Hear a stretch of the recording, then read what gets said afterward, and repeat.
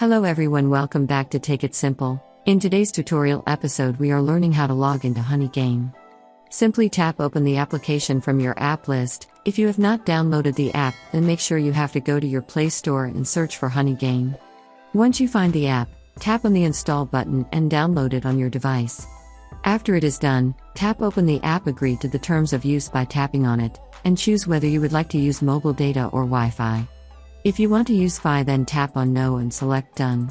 Now as soon as it opens, tap on Sign Up on the next page to log in. Tap on the Login button right below the Sign On button.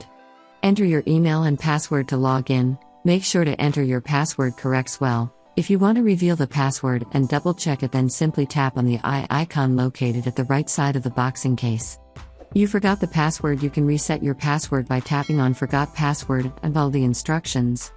After you're done, tap on the Login button, and after a few seconds you will be signed into your Honey Game account. Share your internet connection with data analysts, and start earning money on Honey Game. That is how it is done. I hope you found the video useful. If you did, go ahead and give it a thumbs up. Feel free to comment down below in the comment box if you have a question or feedback. I'll be back soon with more tutorial episodes again. Thank you for watching.